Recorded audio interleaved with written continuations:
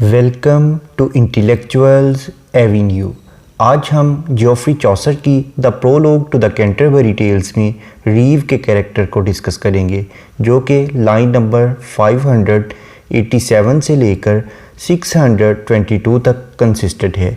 इसके अलावा दीगर कैरेक्टर्स को डिटेल में समझने के लिए इसी चैनल पर जियोफ्री चौसर की प्लेलिस्ट को विज़िट करें, जिसका लिंक नीचे डिस्क्रिप्शन बॉक्स में मौजूद है।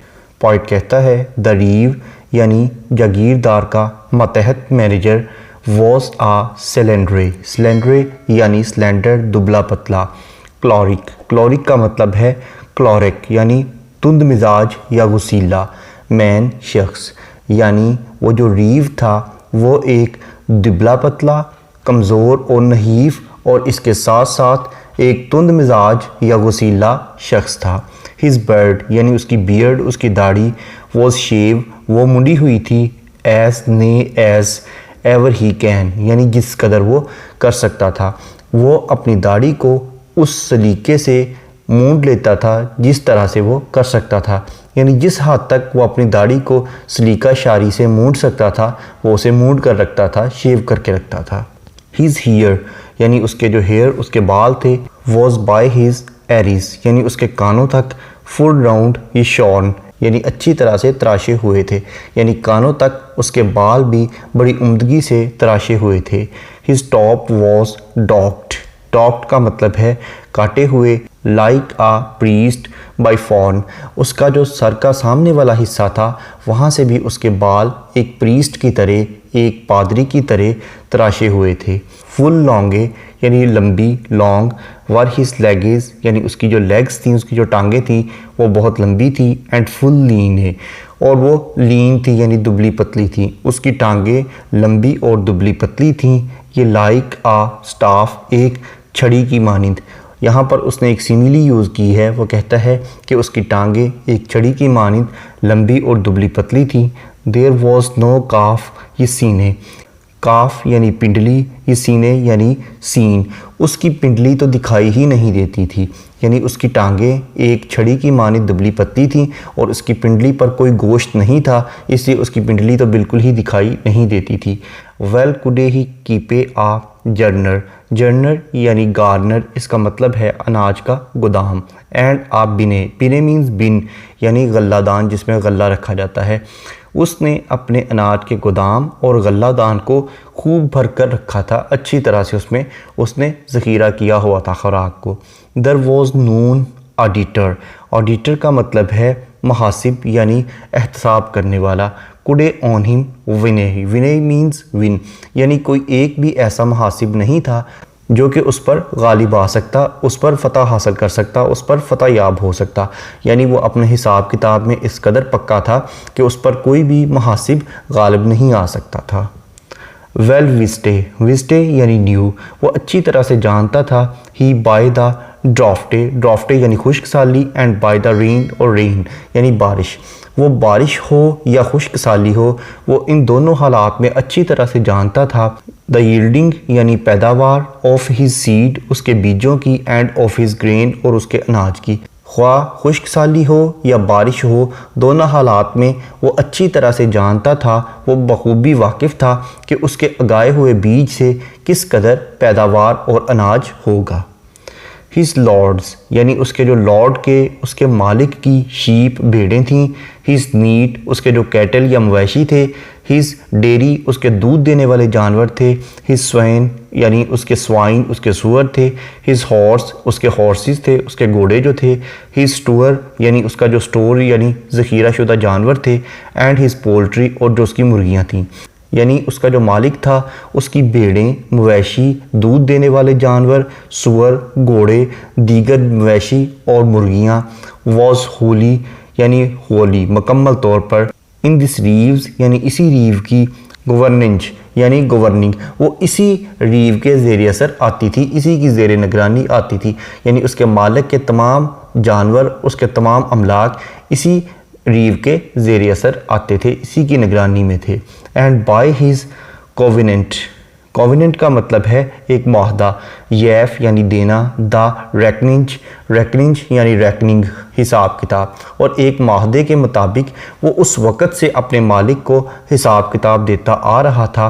Since that his lord was 20 year of age, जब उसके मालिक की उम्र 20 बरस थी, यानी जब उसके मालिक की उम्र 20 बरस थी, उस दिन से लेकर आज के दिन तक वो अपने मालिक को एक माहदे के मुताबिक बाकायदा हिसाब किताब देता आ रहा था। There could no man bring him in arrears यानी अरियर्स, जिसका मतलब है बकाया रकम।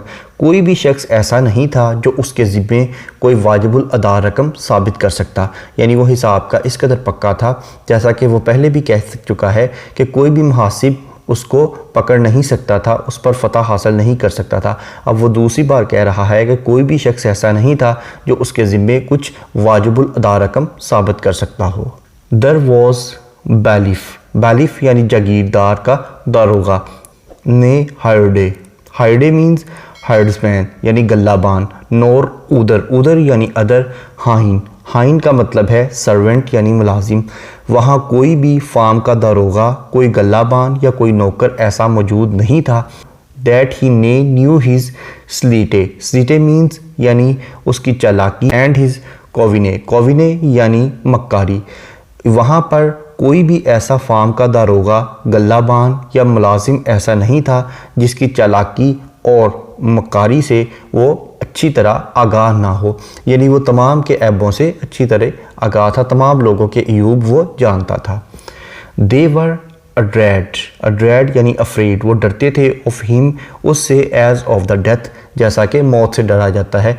यहाँ फिर उसने एक सिमिली यूज़ की है, वो कहता है कि वो तमाम लोग यानी गल्लाबान, मुलाजिम और इसके साथ साथ वो जो दारोगा था वो उससे एक मौत की मानिंद डरते थे।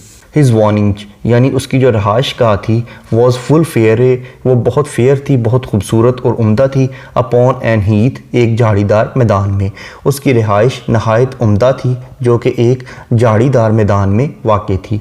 विद ग्रीने ट्रीज़ यानी सरसब्ज़ो शादाब दरख्तों से, ये शैडोड यानी वो शैडोड थी, वो ढकी हुई थी, उसके साए में थी। वॉज हिज प्लेस, उसकी जगह, उसकी जो जगह थी जहाँ उसकी रिहाइश गाह मौजूद थी वो सरसब्ज़ो शादाब दरख्तों के साए से ढकी हुई थी। He could a better than his lord perchance, वो अपने मालिक से बेहतर परचेजिंग कर सकता था, वो ख़रीदारी में अपने मालिक से बेहतर था। फुल रिचे ही वॉज, एस्टोर्ड यानी ज़ख़ीरा करना, प्राइवली यानी प्राइवेटली, उसने बहुत सी निजी या ज़ाती अमलाक इकट्ठी कर रखी थी, यानी उसने अपना बहुत सा ज़ाती सरमाया भी इकट्ठा किया हुआ था, उसकी ज़ाती बहुत सी प्रॉपर्टी या अमलाक थी। हिज लॉर्ड, उसका जो मालिक था, वेल कुडे ही प्लीजन सब्टिली, यानी वो अपने मालिक को बखूबी जानता था कि उसे कैसे खुश किया जा सके। वो अपने मालिक को, अपने आका को खुश करने के तरीके भी बखूबी जानता था। To give and lend him of his own a good, वो जो उसका मालिक था उसको उसी की चीज़ें उधार दे दिया करता था।